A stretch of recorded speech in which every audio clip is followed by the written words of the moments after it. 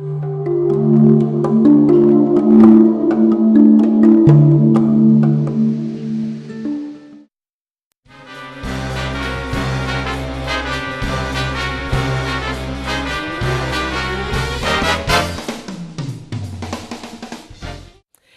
Audrey Barnes. This is Laurel Community Spotlight. When you say Department of Public Works, you instantly think about the guys who plow the snow away each winter, right? But there is so much more to public works than just that. In fact, this is National Public Works Week, a chance to celebrate the important work done by DPW employees nationwide. And joining us now to talk more about that is the director of Laurel's Department of Public Works, Paul McCullagh. Thank you, Paul, for being with us.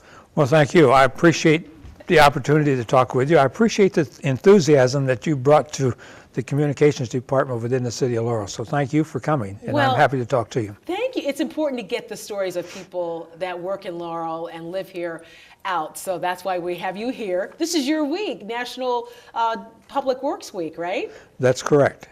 So tell us what your role is here in Laurel as director of the department.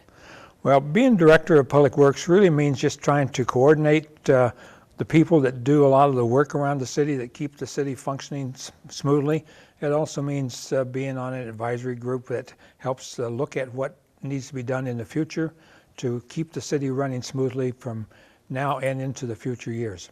Now, a lot of people may not know this about you personally, but you're a retired Navy commander.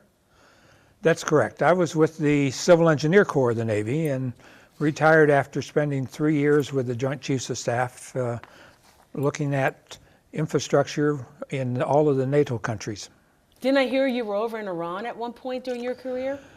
I spent 2 years as an advisor to the Director of Civil Engineering for Iran. That was when the Shah was still there and when we were still friends with Iran. And I went from there to Saudi Arabia. Was the things that you were doing in the military part of your transition back into the public sector and eventually landing you here in Laurel? Well, it was part of our expertise as part of the Civil Engineer Corps. And interestingly enough, half of the world is divided up between the Civil Engineer Corps of the Navy and the other half is the Army Corps of Engineers. And Iran, Saudi Arabia, that part of the world is in the part that belongs to the Navy Civil Engineer Corps, and I was basically hired to be an advisor to the Iranian government and also to the Saudi Arabian government as part of the State Department program. So I was there to advise them on infrastructure, particularly in Iran. I was helping them design a large naval base in the Gulf of Chabahar, and in Saudi Arabia, I was director of the entire Saudi Shore Facilities program. And that's pretty fascinating stuff. So a lot of people are probably wondering, okay, how do you get from that to being the DPW director here in Laurel? And you were actually retired when they brought you back, right? That's correct.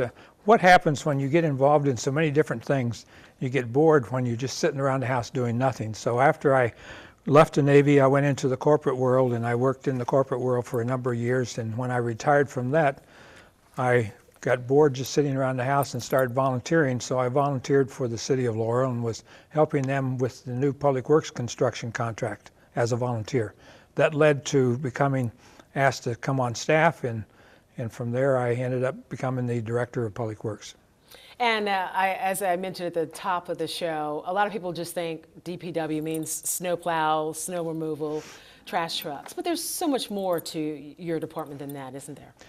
There is. There's certainly snow plowing in the wintertime is important. In the fall, we do leaf pickup. But one of the things that happens 5 days a week is we pick up trash. And as everybody knows, when trash doesn't get picked up, it stacks up like it did in New York once, and the city almost comes to a standstill. That's a big item that we do. It's something that people don't like to do, but they complain about it when it's not done. You usually don't. The good thing is when no comments come in, that means you're doing your job okay. And that trash removal has changed a lot over the years. It's more about recycling and composting in Laurel now, isn't it? We are a society that throws away almost everything. We've tried to become everything convenient, quick-oriented, and that means that a lot of things are just, we use them once or twice and they throw them away. And that all goes into the trash, that goes into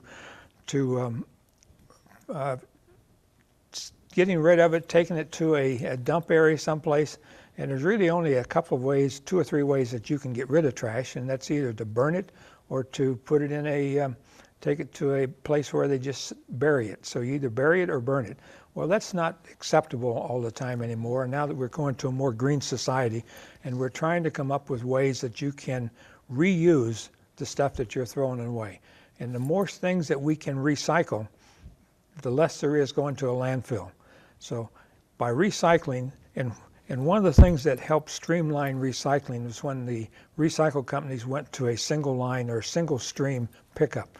It used to be a few years ago you had to separate your cans, you separated your paper, and you had these trucks that had several different slots on the back of them for the different types of recycle. With single stream, you use the same refuge truck or trash truck that you use for regular trash, but you take it to a recycle plant, and then they separate it at the recycle plant, and they have equipment that helps them do that. And people are much more willing if you make it easier for them. That's true. And the more we recycle, then the more stuff that does not go into the landfills, and that recycled stuff can be converted into benches and chairs and other types of things that are made from the products that come out of the recycle. Yeah, that's important stuff. Let's talk about snow removal. We know that the city takes care of the residents have a responsibility too. So do business owners when it snows, right? Part of the snow removal that individuals and businesses are responsible for, and that's the sidewalks. The sidewalks are responsibility of the individuals and the businesses, and most of them are doing a pretty good job.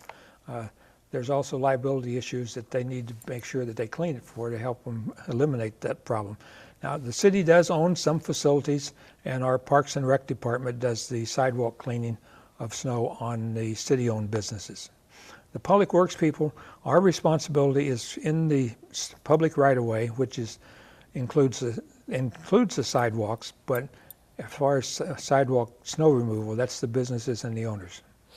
Now, you talk about a department that's doing so much. It's not a big department. I was shocked to learn how few DPW employees we actually have in Laurel. Tell us about that. Well, we have 39 people, and that includes me. And but we also have, as part of that group, we have like 230 pieces of equipment or vehicles that's in our fleet. And the city, our department, Public Works, we do all the maintenance. We do the procurement of the vehicles. They are competitive bid. We usually write another government contract to make sure we're getting the best price. And once we procure the vehicles, then we maintain them. We have a fueling facility where we provide the fuel, and individuals that drive the equipment are responsible for refueling. So in the shop, we have a 75,000 pound lift, so we can pick up the trash truck if it's fully loaded. We've had fire trucks on the lift because they come down for some maintenance as well. And part of your department's job is to maintain those vehicles. That's true. So we have in the shop, we do all the maintenance except some of the unique features, or if there's a lot of body work, we will send it out for doing body work. Now, recently we had the City of Laurel Employee Awards, and one of your employees was recognized as being the first employee for the City of Laurel to serve 40 years. Donnie Rutherford, right? That's correct. How do you what is so attractive about the job that makes people stay and stay and stay with your department? Must be very rewarding for them. Well, I think we have had good directors of Public Works that are people-oriented. We've had some of the people that are currently already in other jobs have been down at Public Works as a director. Like our deputy city administrator was a director of Public Works. Before me was Ted Delaney, and we try to look after our employees, make sure that they are treated well, treated fairly, and treated with respect. It's a job that's not always considered the best type of job to have, but we try to make sure that, one, they get fair pay and that they're treated fairly. We'll continue with Paul McCullagh in just a moment, but first, let's take a field trip down to the Department of Public Works facility and chat with an employee who's been on the job for more than 3 decades. 33 years. What is it that keeps you coming back year after year? It's just the city's good to work for, and it's close to my living area, and I was born and raised in this area. Department of Public Works, a lot of people just think snow removal, trash trucks, things like that. What is the most satisfying part of the job for you? Satisfying job is coming here, and then your employees they all work as a family. Help people out when they're having difficulties and all that stuff.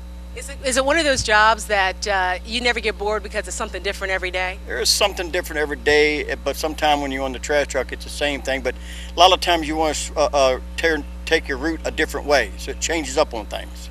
That's the way I do my route. I'd switch up on it, go a different way every once in a while, but it's day by day.